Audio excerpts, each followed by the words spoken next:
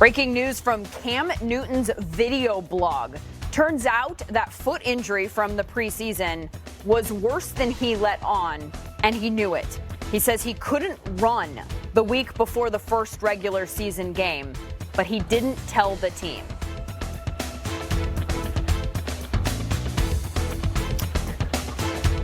He just processing this as it just came in. We thought we had some sound to share with you. As soon as we get that cut, we will bring it to you.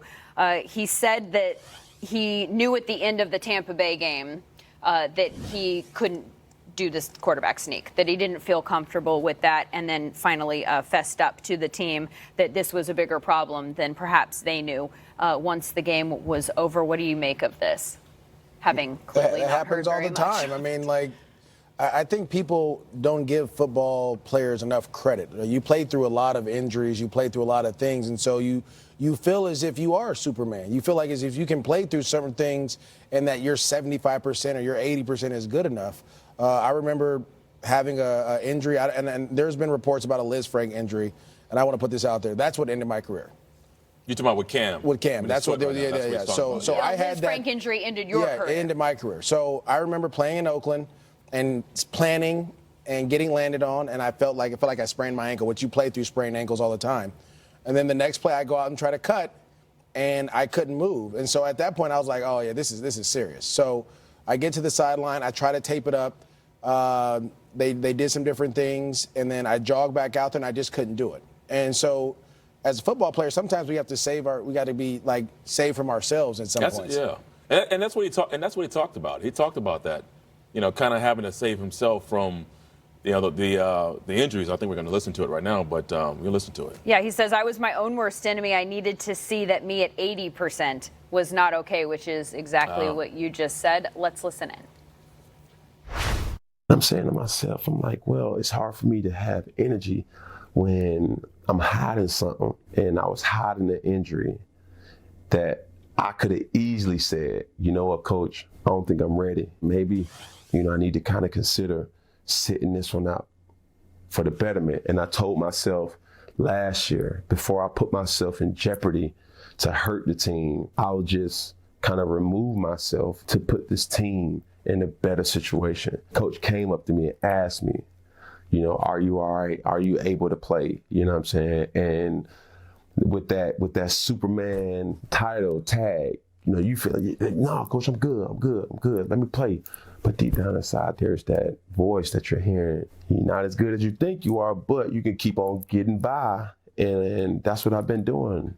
Been getting by, from the fourth down call, whether you may thought it was a bad call or not, I felt extremely confident in the call. People are saying, why didn't Cam have the ball in his hands? And I can honestly say, if we had to do a quarterback sneak, if I had to do a quarterback run, I don't know, you know what I'm saying? Because I would have to push off my foot. And for so long, I've prided myself to say, well, if I can get 1 yard. Either I'm gonna jump over you, I'm gonna run through you, I'm gonna run around you. And I wasn't able to do neither one.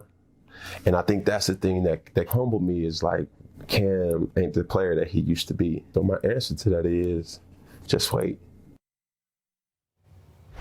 Yeah, so that's why he didn't do it. So that makes a lot of sense when you hear his story. But what he's talking about is something that I went through as well. When I was coming back from my injury, I had a stress fracture in my shin. And I remember coming back and trying to play and going into a game, and you're not the same player. Can you function? Yes, you can. Can you perform at a high level? Not really. And there's this whole thing about the attitude of a player, like, 80% of TD is better than, 100% of somebody else. And then you don't want to disappoint your teammates, the fans. People are counting on you to go be on that field. So there is a gladiator mentality that you're going to try to play through anything. But at some point, when you feel like it's a detriment to the team and the team is not benefiting from you being out there, you have to remove yourself from that situation. And that's what he did. Because I completely understand. People are saying, and then you do try to mask things. You try to hide your injuries. No because like I said, you are trying to fight through it, and you don't know where that line is. You don't know exactly where it is because it's not a clear line. It's like, I can play, but I won't be very productive.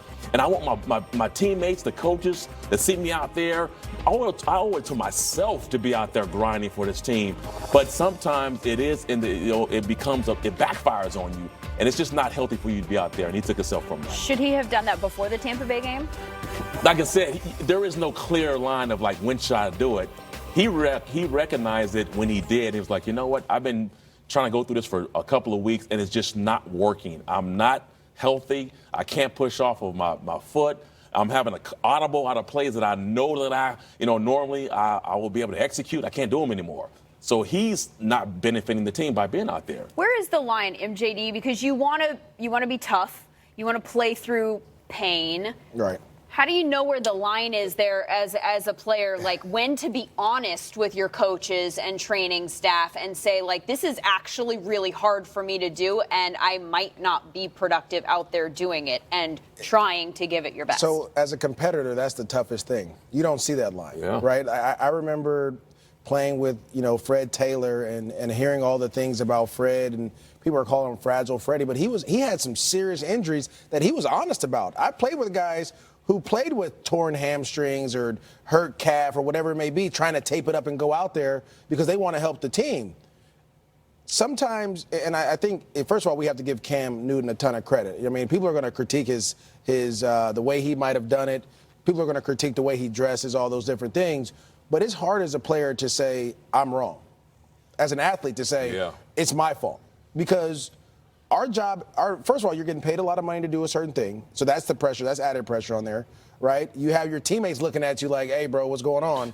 You're not doing your job. That's pressure. You got the coach saying, like he said, Coach Rivera's like, are you okay? Can you go? And even if you say, no, I can't, he's going to be like, well, why not? Yeah. Right? Because as a coach, it's his job to try to get you out there. So for Cam to come out there and say, hey, I'm not 100%, I can't do this, I'm hurting you guys, is I applaud him because it's hard to do. And also to admit it all publicly now when he really didn't have to, right? He could have just swept all of this under the rug and pretended like it wasn't a problem that he knew about, and now we're dealing with a Liz Frank injury or a foot injury or whatever, and wherever that goes moving forward is where it goes. He didn't have to admit any of this. Listen, I talked to one of my boys, a guy I went to college with named Justin Hickman, who had a Liz Frank injury just like me. That thing is special. Like, it took me a year and a half to get back from that. And why? What is it about it? It's just your foot. It's hard. Like, all the pressure and you put on your foot to run and explode and cut, your foot, your foot's not stable. And that's what he was saying. Like, he's like, I can't run, I can't jump. And if that's, if you're a running back, that's all you're doing. Yeah. Right? As a if you're a running quarterback, that's all you're doing. Like, that's what you need to do. So Cam Newton can't be Cam Newton anymore unless that foot is healed. And once that foot is fixed, then he can do it. But again, I applaud him for it. It's just now you know. All right. Never know. So that's what we know at Baltimore, but that's a big if. Is this the week they get back on track, TD? No, it's not the week they get back on track. Here's why. They're playing a division foe in Baltimore. The offense is really explosive. But here's the problem. Cleveland struggles with the pressure. And who likes to bring the pressure? The Baltimore Ravens. So if he can figure this part out, he might be okay, but it won't happen this week. MJD, Giants, Redskins, will Daniel Jones do it again? No, I don't think he'll do it again. I really like this Redskins defense. I feel like they're underrated. I think they've done a great job. It's just the offense has them on the field all the time. And let's remember, teams have tape now on Daniel Jones. So once I get tape on you, I can figure, now I know you can run the ball, so you're not going to get those 2 rushing touchdowns. And again, we're going to force you to throw out of a pocket and go out and hit them. So I think this Redskins defense is going to get after them. Rams offense hasn't looked the same this year.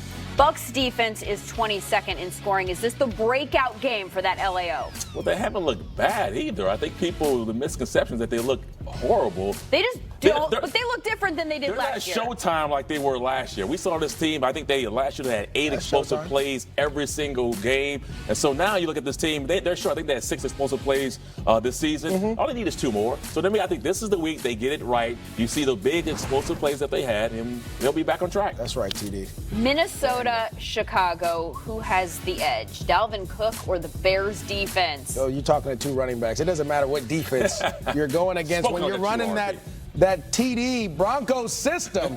No, Dalvin Cook is, listen, TD's done a great job with it, but Dalvin Cook as well. He's playing phenomenal. And so Dalvin Cook is a guy that is healthier than he's ever been. He looks it that way. They're throwing him the ball. He's running the ball. This run here just tells you everything. I mean, to get out in the open field, make a couple guys miss against a Packers defense that has been shutting teams down. And look at the speed. Just a breakaway like it was easy. That fire. I like Dalvin Cook. Broncos defense, 3 games, no takeaways, no sacks. Does that change this week against the Jaguars?